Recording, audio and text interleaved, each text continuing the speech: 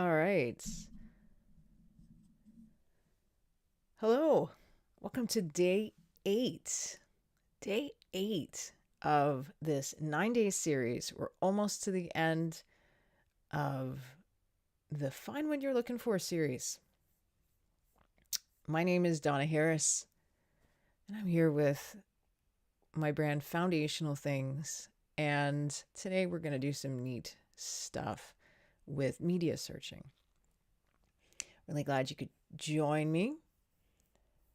And I'm really looking forward to this one. This is one that I've been excited about since I first laid out the plan.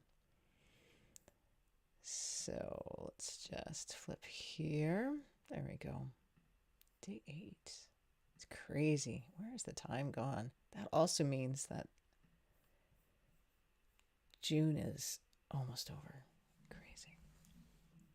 All right, what have we been looking at? Well, the Find What You're Looking For live stream series has been exploring the ins and outs of internet searching and introducing some different ideas, some different techniques, things to understand that maybe put your mind in a different position to be able to do better searches or understand what you're seeing or what you're not seeing, and what you can do about that. The first 3 sessions, we looked at search operators. The middle 3 sections, we looked at search settings and ways you can use your web browser or your search engine to customize things and to take advantage of features that are there. And now we're into the last 3 sessions where we're looking at search context. And yesterday's session, so that would be day 7, we were looking at context from a bunch of different angles. And now we're going to look at it on day 8 from the angle of images and videos, and really looking at media. And as part of looking at media, we're also going to touch briefly on the idea of usage rights, which could be probably a topic all on its own, but most of the things we've talked about kind of could have been topics on their own. But I like being thorough, so this has been a very packed 9 day series. So we're going to go out in style and look at specifically searching for media and some of the ins and outs of that. So let's get started. When we're searching for media, we know that we can use the general search engines to look for media content. We've done it a little bit. I'll go back to that. So by general search engines, I mean like Google search or Bing, DuckDuckGo, Yahoo, any of those general search engines. Pretty much we focused a lot on Google in this series because most people just use Google. It's often set as a default, and it's recommended by the Google Chrome web browser. So if you're using that, it's going to say, hey, you're not using Google to search, and it'll remind you of that just because it's kind of intended to work together, although it's not necessary. A lot of people out there use Google search. I'm included in that. I often use it, but not only. So we can use those search engines, but we can also use search engines that are specifically designed for that kind of content. So we'll focus on YouTube. You might not consider YouTube a search engine, but when you look at certain kinds of statistics out there on the internet, it's actually considered the second largest search engine on the internet right now, as of this kind of timing, 2022. We'll look at Google still, but we'll look at their image search. They have a little way of turning their search engine into an image search engine. We'll also look at Flickr. You might not consider that a search engine, but again, it's trying to shift your brain for, okay, well, wherever you can search for something, there's some kind of search engine happening. So that could be the search engine in your email accounts or in your chat app or something like that. Doesn't mean it's a very robust search engine. It doesn't mean it's a good search engine, but anything that can search for data or information, you could consider to be a search engine. So Flickr is actually a pretty cool option if you're doing image search. And that's going to be very heavily focused on, like, kind of crowdsourced images, in the sense of, I have an account where I have posted photos. I forgot all about it until preparing for this, but I have a Flickr account, and I've got some photos on there from the middle of, the middle of the 2010s. A lot of photos from some trips that I've taken, and they're really nice photos, and they're there, and people can just go find them. And different people will choose what kind of usage rights. And actually, I don't think I've opened mine up, but they're still available to look at. And this is why we're going to talk about usage rights, so that we can be fair to content creators and to people that are out there that are sharing their work and how they want to have it be used.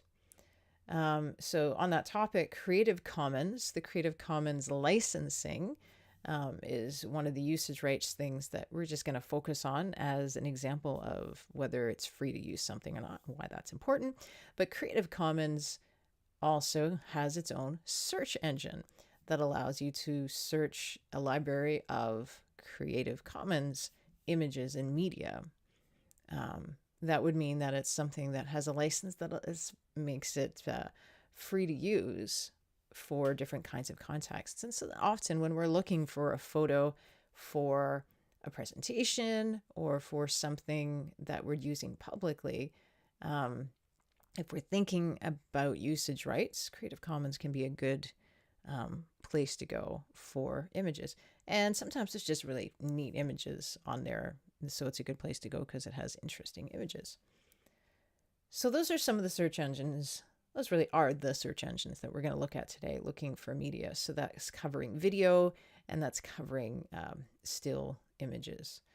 And again, we're using YouTube as the search engine that we're focusing on for for video search. But again, you could use Google for that. You could use a general search engine and, filter down, put it into that kind of video searching mode and have it come back to you. All right, I've mentioned Creative Commons a couple times. I just want to make sure that I address what that means, because that might be a new term for a bunch of people. It doesn't directly have anything to do with searching, except for, what are we talking about in this part of the series? We're talking about context. And so now we're talking about the context of the thing that we're searching for, what our search results are, what's our end goal. And our end goal is to get media. And if you're getting media, sometimes it's media for a purpose to use it again, as opposed to just consuming it personally. So Creative Commons is a global nonprofit organization that enables sharing and reuse of creativity and knowledge through the provision of free legal tools. Creative Commons, or CC, if you see just the C with the circle, that's copyright, but if you see the double C with a circle, that's Creative Commons. Creative Commons licenses are legal tools that creators and other rights holders can use to offer certain usage rights to the public while reserving other rights. So those are direct quotes that I've just taken off of the creativecommons.org FAQ, or frequently asked questions website. So the URL is right there, and I'll make sure that that is put into the description for this video, just so it can be clicked on easily if you want to go check that out for yourself. So this is a way of allowing, just to summarize what's here, this is a way for a creator to allow people to use things, to reuse them, to use them unaltered, to use them altered, and set those kind of parameters, saying, hey, you're welcome to use this, but please don't change it. You're welcome to use this, but please give me credit. You're welcome to use this and change it any way you want. There's all these different kinds of licenses and things that a creator can give to their creation that allow people to understand how and where they can use it. There are some that are free to use for anything. There are some that are like, you're free for personal use, but please don't use it commercially. Don't be making money off of my creation. And there's others that's really just do whatever you want, make money of it. Good luck, best to you. That kind of thing. So, and this is distinctly different from something that's under copyright, which means that you need to have the express permission of somebody to reuse or to alter the image, which is something that we probably don't do nearly as much as we should as a society, is pay attention to that. And then on the other end of this sort of spectrum is public domain, which is something that no longer is under copyright, or something that never was under copyright. So those things that are in public domain, especially if you can prove that they're in public domain, those things are also free to use and often can be found on something like a Creative Commons search. So why would we consider this? Well, I briefly touched on it, but content online may be readily available. We can search and we can do all these great things, but just because we find it doesn't mean that it's legal for us to use for whatever. And sometimes when we find something, we're finding something that someone's created, but maybe they haven't made proper provisions or observation of usage rights as well. So something to keep in mind to be a responsible citizen on the internet. So it does deserve its own topic focus, this whole thing. And this is where my conversation and focus on this in this way ends. But it's important to consider how we use whatever we've searched for in a legal and responsible way. And I encourage you to go to creativecommons.org to learn more. And as I mentioned, I'm going to throw Creative Commons links into the description for this video just to make it just that bit easier for you to find it later. So, moral of the story, be fair. Think about it. Especially if you're a creator. If you're already a creator of some sort, you probably get this. You might get this very deeply in your soul. This might really resonate with you. And if you're not, just think about what it would be like for you to put something out there and have somebody use it in ways that you did not approve. So just, that's what we want to consider. So, okay. This is one last thing slide. We're not ready for that. What we're going to do is we're going to head over and we're going to do a bunch of searches and we're going to look at some stuff, and we'll just do a lot of things in context today, which should be really fun and interesting.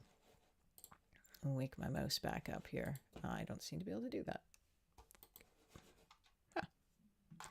Okay, there we go. Hello. I have a mouse that's sleepy just like me. Okay, so let's head over to, let's see if I can type first. There we go. YouTube. Here we are, YouTube.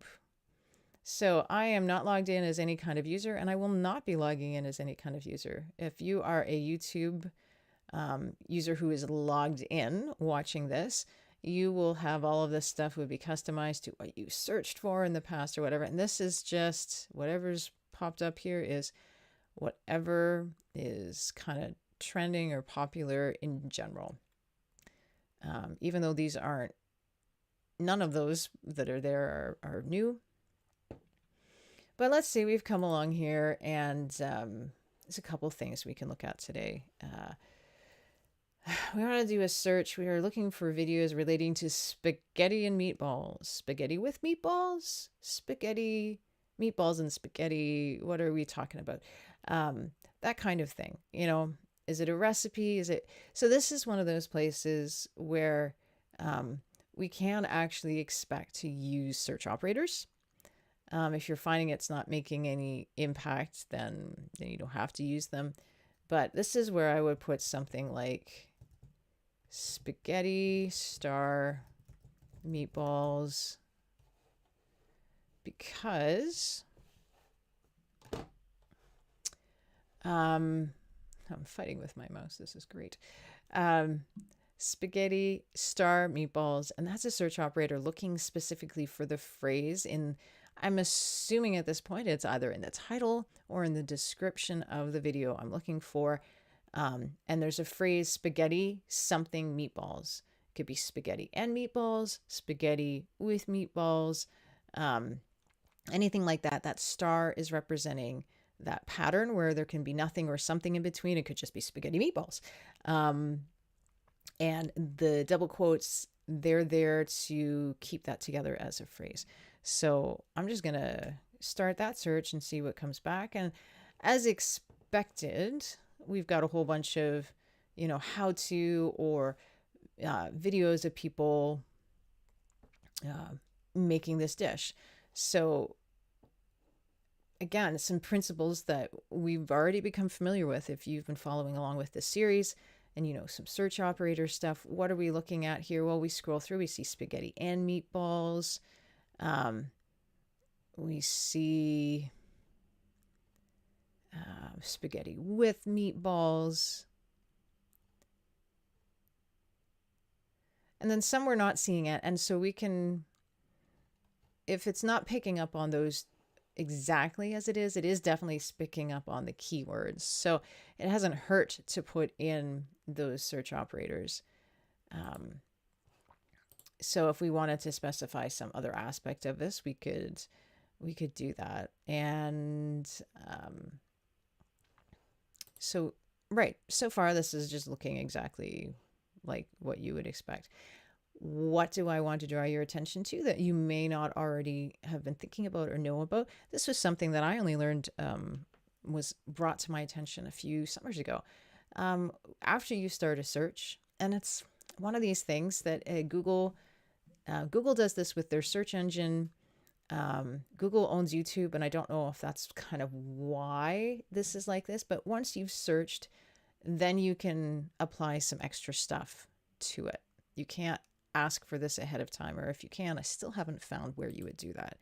So pressing on this filter thing opens up some options. So we're going to see a lot of videos come back when I search for spaghetti star meatballs, or spaghetti and meatballs, or whatever it is I put in there. There's a good chance you're going to get a lot of videos back.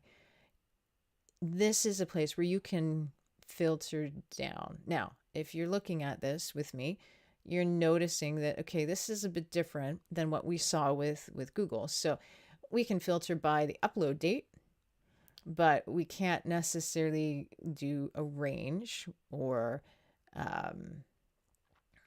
a specific, a specific year or something. But it gives you a sense of, there's a lot of content going on YouTube all the time. So this gives us a sense of how YouTube is actually used. The idea that you want to look for something that's uploaded in the last hour, like let's click on that. Let's see if any spaghetti and meatballs. Okay, I have no idea what that was, except for the fact, there we go, recipe spaghetti with meatballs. I don't even know what this is, but it was uploaded 34 minutes ago. So that is definitely not what I'm looking for, but we can get rid of that. We've got this X. So this is also only applying here. So this has actually thrown this on for us. I can get rid of that and put it back. So that's fine. Personally, I wish it would stay open, but it doesn't do that. Say you're in a rush, but you want to watch something about spaghetti meatballs. You can throw on a search or a filter rather for how many minutes long it is. So obviously this isn't going to be an end to end. It's not going to take, there's nobody that's going to be posting a video showing their entire meal prep for spaghetti and meatballs that's going to take less than 4 minutes, but a high level overview will. So that's kind of cool. What other kind of things are we looking for? Videos that include subtitles. There's a good one. Maybe that's, here we go. That filters it down a bit. And this one stayed in the results. That's kind of neat. So it's applying multiple things, but it's a different kind of thing, but it's very applicable to the kind of thing that we're searching for. So if you're looking for a very high definition thing, or if you're looking for something that isn't polished and perfect, but has, like this is something that's live or was live, you can look for those things specifically. Some of these things you can probably only do one at a time. And some of these things you can have multiple things. So it'll depend what it is. Notice our Creative Commons is here. So what does that do? So I think everything is being applied. Let's look again. So yeah, now we have subtitles. So we're only looking at videos that have subtitles, have explicitly been marked as having a Creative Commons license. We don't know which one, but we know that it's been marked that way. It's still a video, and it's still a short video. So it's still under 4 minutes. We can sort these differently too. We can sort based on view count. Let's do that. It might already be showing us. So I filtered down so low that there aren't a lot of views. So let's get off of that. Take something off that's going to give us more results. But that really filtered it down. But I was curious, whatever was happening, and then the view count flipping it. So let's get rid of subtitles. Let's get rid of the time. Actually, let's not get rid of the time yet. 2-second video. Interesting. So, this is interesting. Get rid of that, and you can see, okay. So if you were specifically looking for a recipe, then you could refine this so that it would be a recipe. You get, all these things that we've been learning all the way along. If you're looking for something that's specifically relating to a channel or a playlist or a movie, you have those kinds of options too. If you're looking for something that's really well rated, oh my goodness, that's very cute. Would not have found it if we had not been doing this. Isn't that fun? So this is, again, a lot of the same tools, a lot of the same ideas of what we've been doing before. I'm going to put another one in. We're going to do another search entirely. We'll leave those cute little things. And we're going to look at it from the perspective of the music world. So I happen to love music a lot. When in the classical world, I really love Rachmaninoff. You can see there's all sorts of Rachmaninoff being suggested, and search predictions thrown in here as I type. But I'm looking very specifically for his symphonic dances. If you like classical music at all and you don't know Rachmaninoff's symphonic dances, this is a good one to go listen to. Okay, so music and live performances and things. And again, usage rights, we can talk about it. Where we share music online, sometimes it's legal and sometimes it's not. So one thing that I really love finding on YouTube is concerts or performances that are posted by the artists or the orchestras or the distributors of the music, because media is big, video is big. So you can just get a video is something that, someone is kind of bootlegged, and then that's not so good. You can get, there's a lot of educational stuff that, because of fair use, which is something else entirely, they're able to use and do videos for educational purposes. So some of those things are okay. But when it comes to a performance, I love looking for sources that are just, and usually the video and the audio is just super quality. And so let's talk about how we do that. So interesting thing here. So let's look. We see Rachmaninoff symphonic dances. Woohoo! Look at all these different options. And you see a little check mark here, verified. So this is the Frankfurt Radio Symphony. This is the Euro Arts channel. Even though this one doesn't have the check mark, I think Everstrauss Classic, however you would actually say that, has a reputation. So this is tying back into what we talked about in day 7, the idea about context and the authority of the sources that we're seeking. So in this case, I'm not just looking for a really great performance. I'm looking for an artist or a distributor that has integrity and is presenting something that's of high quality, and not just in the sense of the performance, but in the sense of like having the rights to share it and having a really good quality recording as well. So there's lots of neat things, and there's a few renditions here where I'm like, oh, I'm excited. Maybe I'll go back and watch. This one here that has 1.2 million views, I feel like I'm at least the 0.2 million. I have watched that video so much over the years. But say you want to just filter down and say, you know, I want to give somebody a taste of this without having to watch. It's a really long work, but you want to give somebody a taste of it. Let's see what there's showing up with that filter. What did I just press? Under 4 minutes. Okay. And again, if you want something uploaded more recently and all that stuff, you can do any of those things. If you want something high def, you can do those things. But what am I looking for? I'm just seeing what's going to come up if I say, okay, what do I get a taste of? If I want to say to you, symphonic dances is awesome, but it's like a really long piece, and maybe you're not going to sit down for the 20 whatever minutes that it is. I can't remember how long it is, but it's so great. But I want to give you the taste of it. So I just filtered down, instead of saying, here's the link, you know, just watch different parts of it. What I've just done now is really cool, because what's come back is the Berlin Philharmonic has, this will probably be some kind of promotional and advertisement for buying the full length concert, which I can guarantee you would be amazing. But being able to watch this, you know, however many minutes, that doesn't show me when I hover over it, watching that however many less than 4 minute thing would probably be a really good promotional. Oh, that one looks really cool, but I'll just stop geeking out over it. Let's look at this one here. This is a piano rearrangement of it, but again, we're looking at something that's 3 minutes. We're looking for something that's from Warner Classics, verified.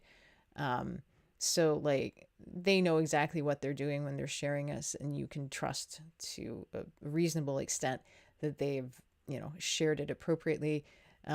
Amazing pianists there. That would be awesome. I'll have to come back and look at that too. But again, it's giving that sense of, and here's something that talks about it. So if you want to learn more about it from that angle. So that's something that you can, you know, a trick you can use is like, okay, well, what am I looking for? I don't want to listen to the whole thing, but how do I show somebody else what's there? I think by default, it's relevance. I think something that has that many views is going to be relevant. I just sorted out on view count.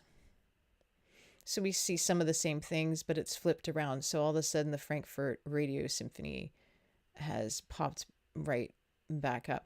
This one's been on 10 years, but it's just a really, really great concert. So I guess that's why that's there. But yeah, so you get a sense of what's there. Now, it's still including this. Do you recognize this? We just looked at this. This is going to be less than 4 minutes. This isn't the whole thing. This is the promo. So if you want to make sure that you've filtered out the promos, I'm not actually sure which one to pick here. I think that was the wrong one. I think it's over 20 minutes. So let's do the over 20 minutes. Yeah, okay. So here we go. And what are we doing? We are searching on view count. Let's put relevance back up there. Okay. I'll talk about what just happened there in a moment. So this is what we've got filtered on now. Over 20 minutes. So you can expect that the entire performance of this long piece is going to be there. And because we're sorting on relevance, it's got the good sense of saying, oh, this is the one you mean. And believe me, it's great. It is one you mean. But when we were sorting on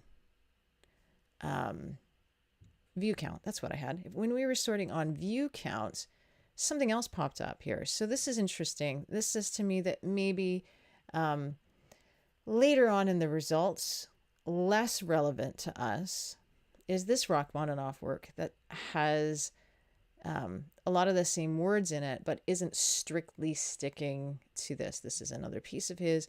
It might even be from an album that has symphonic dances on it. I don't know. But because it has 13 million views and we're sorting by number of views, this one pops up ahead of this one. Okay. But that's our own doing. I was going to say it's our own fault, but it's our own doing because that's exactly what we asked. There are going to be some less relevant results lower down. And we just pop that one up to the top. That would be interesting to see that one too.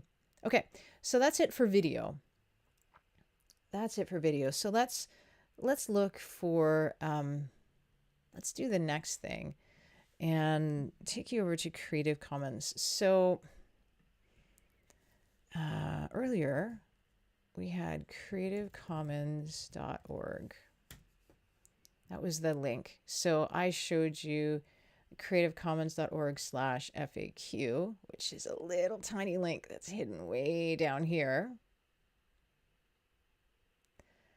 And there's that double CC that I was talking about. It tells you which of the many Creative Commons licenses that the Creative Commons website itself and its content is using. So, you know, if you're curious enough about that, go check that out. If you want to learn more about it and want to hear about it from me, let me know. Let me know in the comments. Send me a note. I can do that too. But what do we really want to do? Well, we want to search. So this isn't actually the place where you search, but they have a link here. And this is where we're going to go next. As I hover over it, if this isn't something that you already do naturally, take a look down in the bottom. I hope you can see it. Actually, I'm not sure you can. Yep, you can. Okay, sorry, I had to wait for the delay. I've got another screen over here. Take a look at the bottom left-hand corner. So down here where my mouse is, and when I hover back over search for CC images, you see the web address. I haven't clicked on it. I've just moved my mouse to hover over it. The bottom left-hand corner in this browser and in most browsers somewhere, this is Chrome, you're going to see where that link is going to go to. So search.creativecommons.org is where it's going to go to. So interesting fact about this, it might actually redirect somewhere else. It did. Okay. It redirects to the new home. So there is actually like an old version of the search that I don't even think there's a link to anymore. You used to be able to go to that. You used to be able to go to that link. And now it brings you to this WordPress site. If you're not familiar with WordPress, don't worry about it. But it's really important to know that, let me see if I can go right to, I would have usually just told you to go to ccsearch.org. Think. Eek. Actually, that might not have been the right address anyway. But what's happened is they have partnered up with WordPress, who is a company or part of a company that brings software that brings a lot of websites to life. You could have a WordPress blog. A lot of enterprise and corporate websites actually run on WordPress. So the people at WordPress now have taken over the Creative Commons licensing search, the search for images, not the licensing, but the search for content under what used to be under the Creative Commons search website. And it's called Openverse. So this is different than, just a warning, if you try to go to like openverse.com or something like that, it's a different website, it's a different company and everything like that. So it's just an interesting thing. You can't always get the names that you want and the web addresses that you want. But what is this? I'll do just a little bit of a plug here. There is a guide that I offer that's Searching Made Easier. That's the name of it. There's a guide called Searching Made Easier that I offer totally for free. And there is an example where I actually work through searching for something on Openverse. So if you've already got the guide, you've maybe seen this. If you don't, head to the description and make sure that you download that. And it's got a number of different things that you can refer back to. It's a good reference document for searching and for search operators and for just thinking about some of the things that we've been talking about during this 9-day series. So You can search for content. We can type in spaghetti star meatballs here. I don't think that it really does a lot with operators in Openverse. Um, but you can search all the content. The big focus has been image search over the years. I've used the Creative Commons search engine before it became Openverse for a number of years, and it was really just images. And so now you can see that they're starting to get some Creative Commons licensed audio in this mix as well. So today we're just going to look for images specifically. And I'm still going to use... I'm going to try to spell. That seems to be an issue today, typing and spelling. I'm still going to use those search operators, and we'll just use the same query. And we'll search. There we go. Spaghetti star meatballs. I'm hungry. It is lunchtime after all. So as I hover over each of these images, in the bottom left corner of the image, you can see little symbols, and those symbols are actually trying to tell you through visual means what Creative Commons license it has. Some of these pictures, they're a nicer quality than others. They're different kind of effect than others. But it depends on what you're needing something for, and what kind of look that you're looking for. Top right hand here, filters. Filters are our friends. So now we can start to, this is what I was talking about a little bit earlier. Public domain is not a Creative Commons license, but it's free to use without restriction in any way. And it is not a Creative Commons license. So you can see here, you can filter in a lot of different things, different file types. We're only interested in photographs, for instance. That didn't change anything. So this is a good clue here that it's maybe just not mature enough to have search operators. So let's search again. Spaghetti meatballs. Interesting. Okay. So that's fine.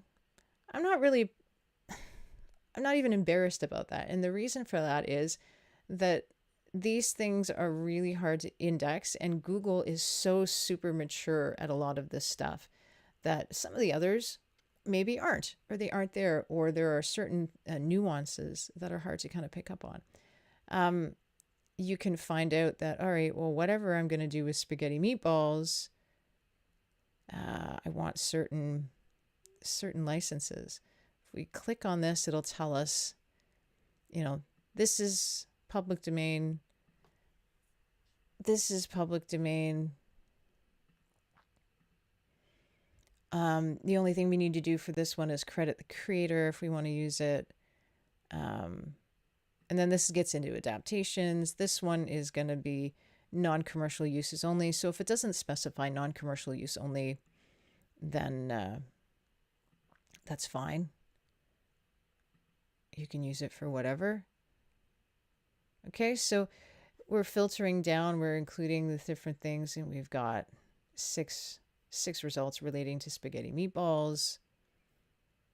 Okay, if we want to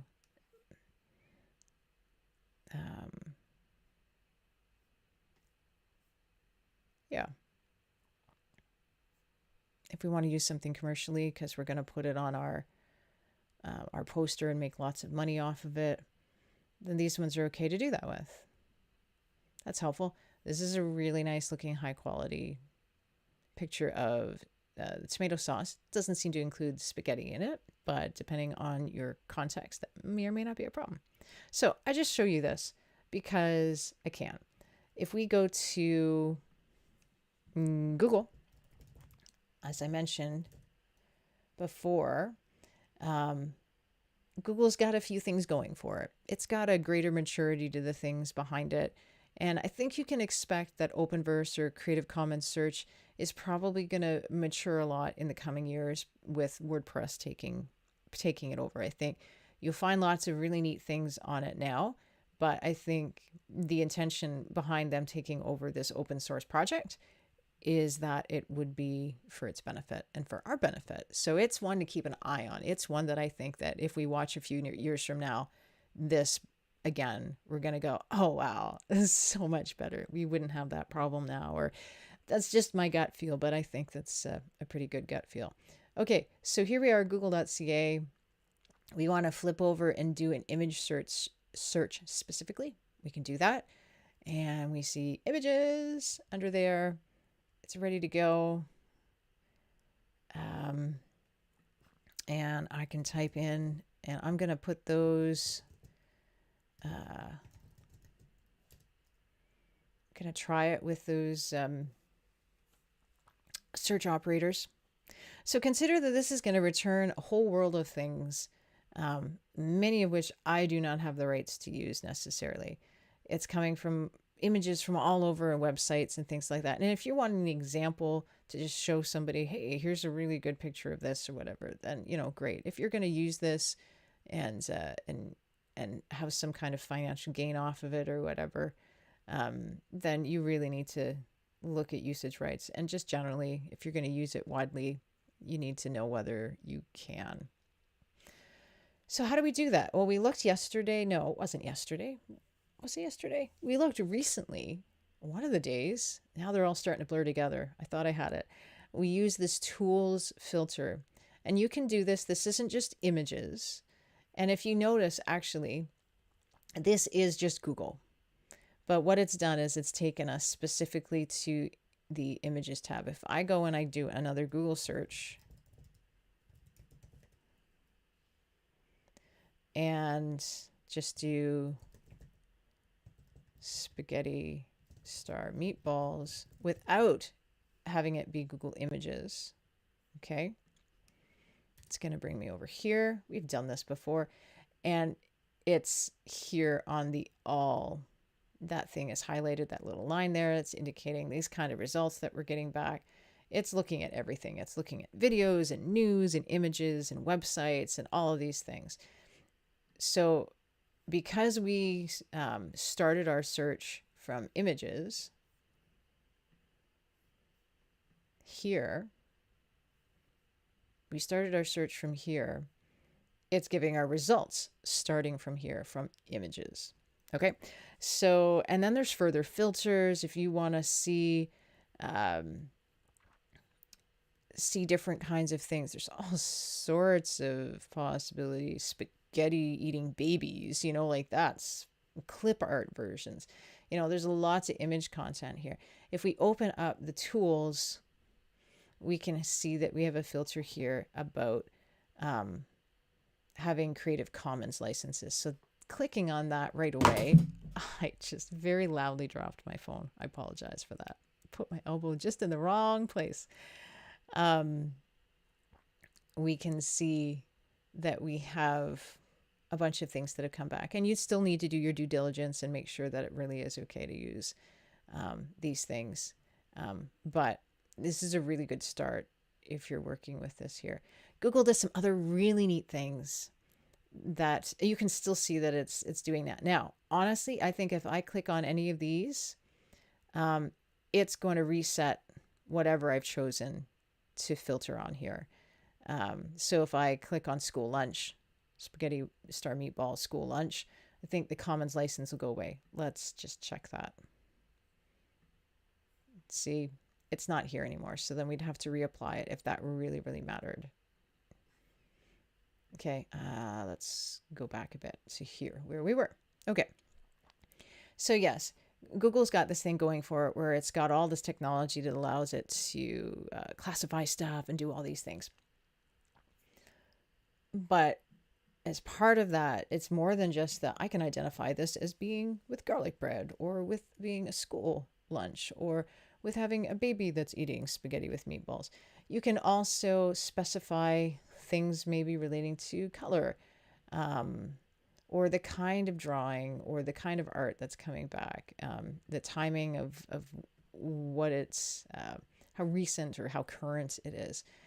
So maybe we're looking for a certain kind of look. Maybe we're looking for things that are in black and white. Maybe we're not. Maybe we're looking for something that features different color. Now, if you're really getting into something like this, I believe this is similar to the example that I did in the guide. If I put white plate as part of the search, and then, oops, again, I have to set those usage rights. I see pictures that are coming back with white plates. Not all of them, but most of them. This one, it probably can't determine whether that's poor lighting, but all these other ones around it, these guys, there's a lot more that are just spaghetti meatballs and a white plate, right? So it depends what you're looking for, but there are all these different tools and things that you now have because of the series and some of these ideas that you can use to do some really cool searches. All right, one more thing. We've got time for this. Yes, we do. I'm going to take you on a journey with a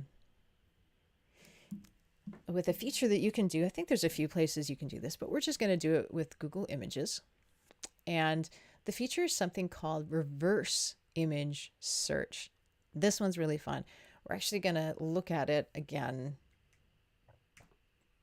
tomorrow. Reverse image search. So what's that going to be? Well, let me tell you, whatever it is, it's getting better and better because that's what it says on the screen. Reverse image search is where instead of typing in something that describes the image in words that you're looking for, like typing in spaghetti meatballs, white plates, reverse image search would be taking a picture of spaghetti and meatballs on a white plate and then uploading it, trying to figure out, okay, what is this? Or what can I find that's similar to this? So maybe it's an identification thing. Maybe you've never seen a plate of spaghetti and meatballs before and you want to know what it is and there's no one around to ask. This is not a realistic scenario, obviously, but you can take a picture, you can do a reverse image search through Google and or some other search engine that does similar things because it's not the only one.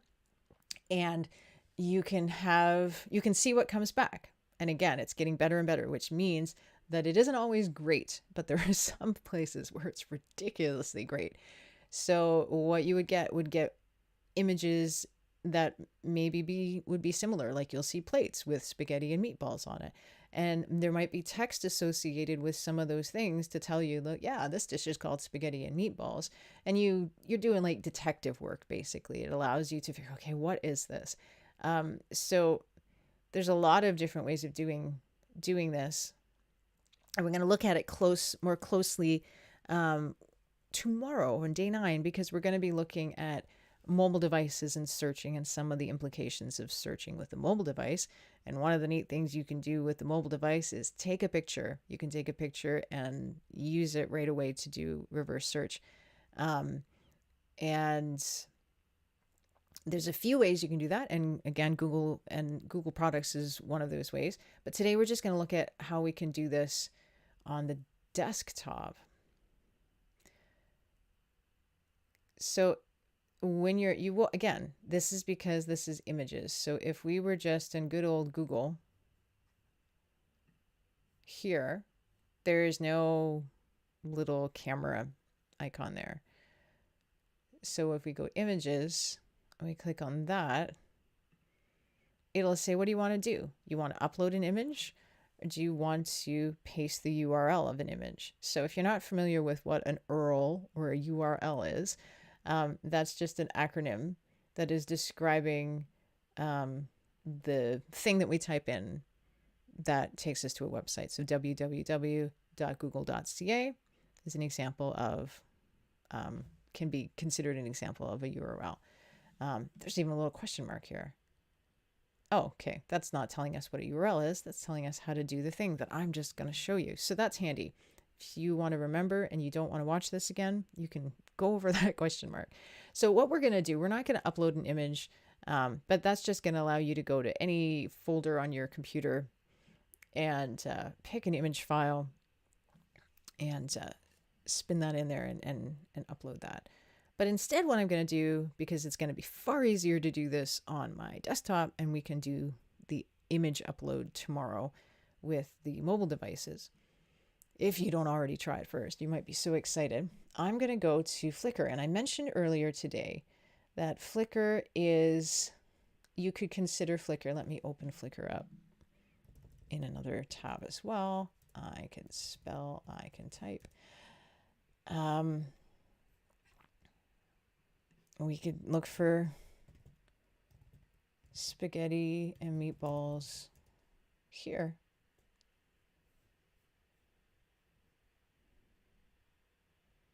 Okay, so again, these are people like you and me who have created photo albums that they have made visible publicly. And some of these will be licensed with Creative Commons licenses and will have, usage rights defined for it and restrictions. Some of these will be in public domain. Some of these will be marked as, copyright, all rights reserved. So when you look at my photos from 2015, and we're going to look at in a second, you will find that the Donna of 2015 has said, all rights reserved. So you can't go use these photos. Sorry. Based on the usage rights, you shouldn't. But this is a photo album from a trip that one of many trips I was so privileged to take to Washington, D.C. Many years ago. This one was, like I said, in 2015. And I have, Donna of long ago has put these on an album here. So I'm going to click on this one. Let's see what happens. See if this is a good example. I'm not even sure if it is. Well, we're going to find out. So yeah, see, that's how it's set. So all rights reserved. But I mean, this is literally my photo. I took it. I have it on a hard drive somewhere as well. So what I want to show you is how do I get the URL from Flickr or from a website for an image so that I can put it in here. So when we hovered over this, it says a lot of the directions. So you can right click on an image on the web and copy the image's URL. And then you can come here, Command V, Control V if you're into keyboard shortcuts, foundational things. It's big on keyboard shortcuts. I love them personally. So you can copy and paste that in there. And you can also try dragging it from a search box. That's cool. So that tells us that we need to do one extra step from Flickr. We can't actually just go right click on this because it has a different, it gives us a big long thing like this without giving us the actual name of the file. And that's what we need. So here's my little workaround for this. So it looks like we're going to download the photo, but we're not. So we're going to go to view all sizes. And then when we go to view all sizes, this is the image that we can do the right click on. So right click on copy image address, and then that's going to give us the thing that we can paste into the Google image box there using Command V in my case because of my Mac, or Control V if you're a Windows user. Or I could right click and paste, which is what I'll do because that's more visible and I want you to see what I'm doing. So this is the big long convoluted name of the file according to Flickr. That's not what it's called wherever I have it stashed away. But now if I take this and I do search by image, the hope is that it'll come back and tell you where I took that photo. So it's focusing on the idea of, oh, well, this image, and I had another image that I used and it must have been in a different album. And it came directly up with the right place. So let's see maybe if I can find that one.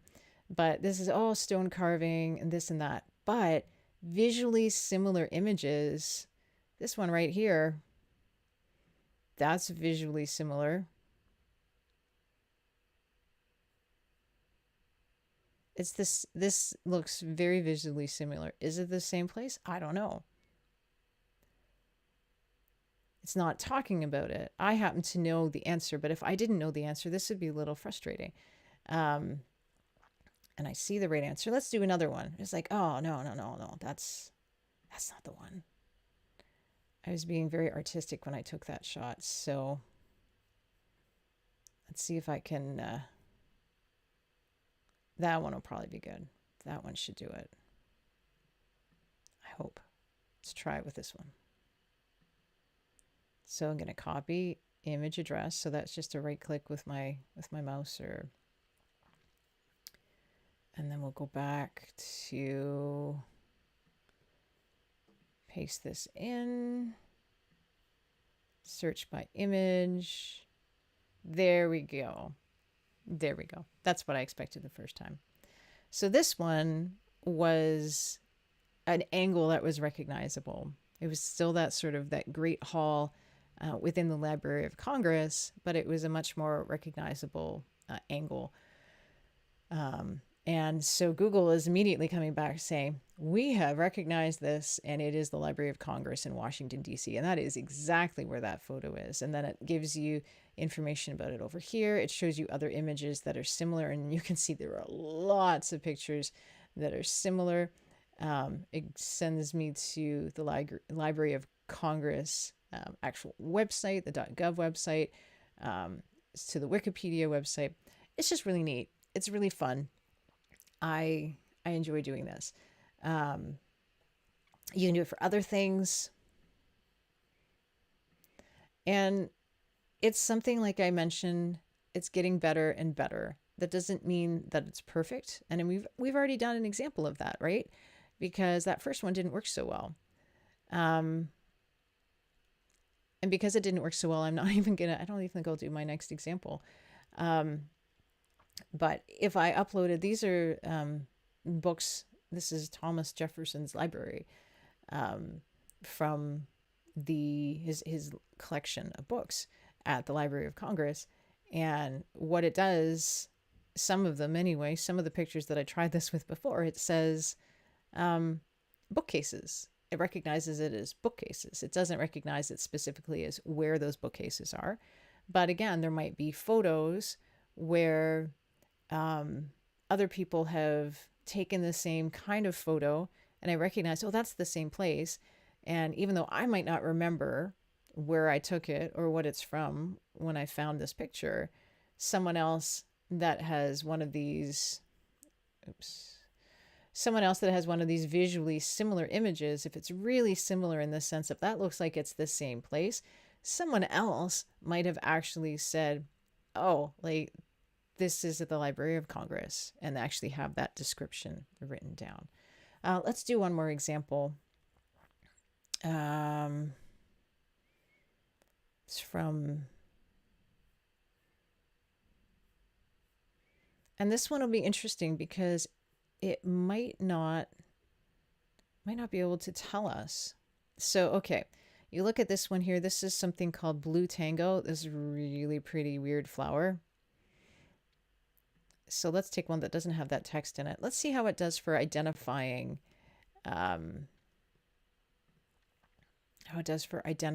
flowers.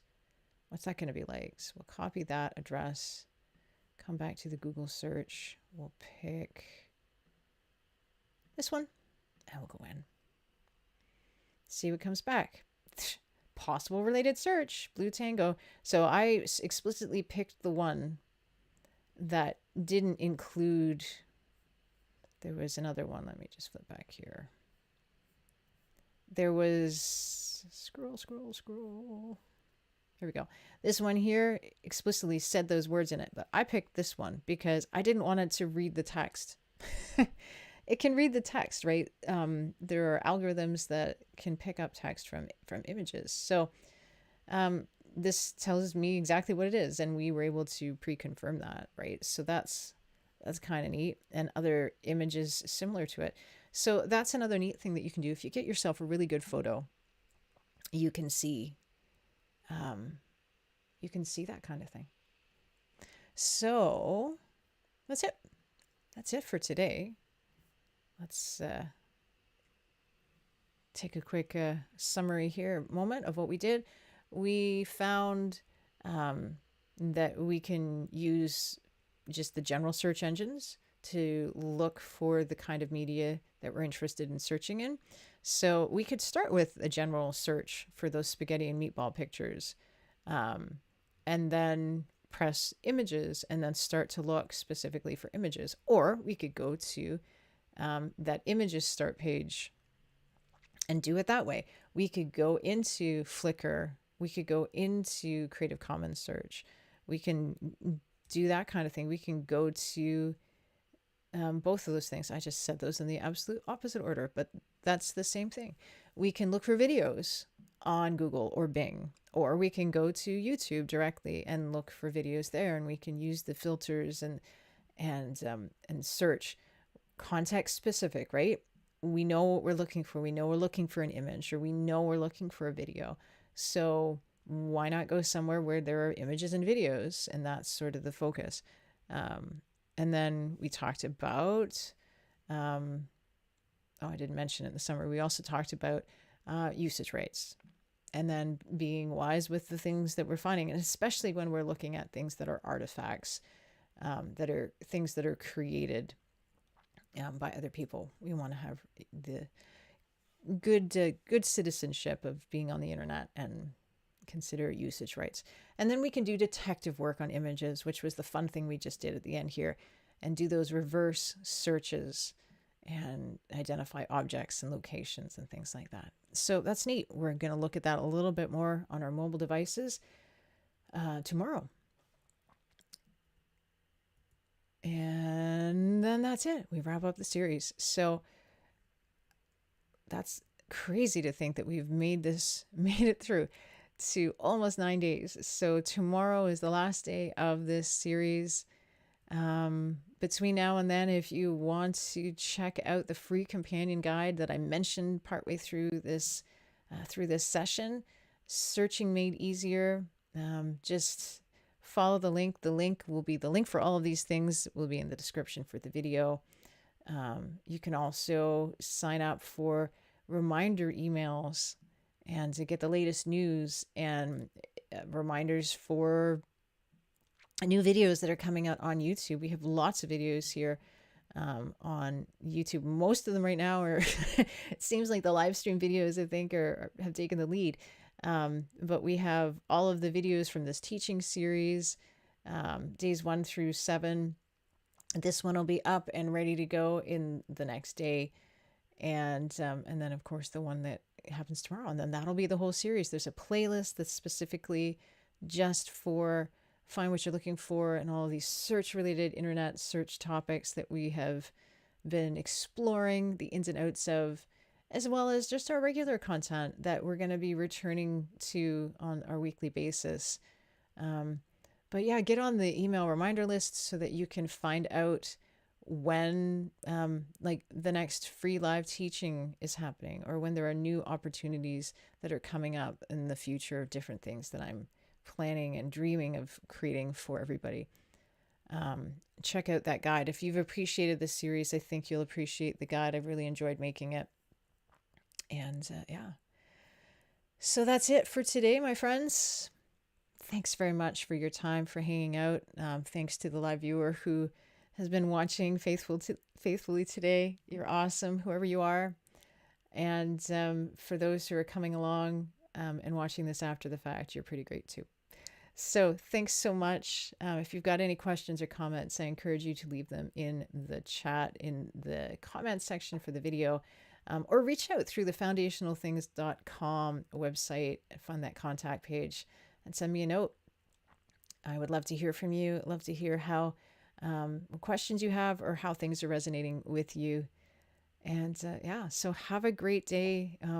Canada and the United States are both coming into long weekends this year. So if you're watching this in real time, I just hope that you have a really, really great long weekend. Join us for day 9 tomorrow.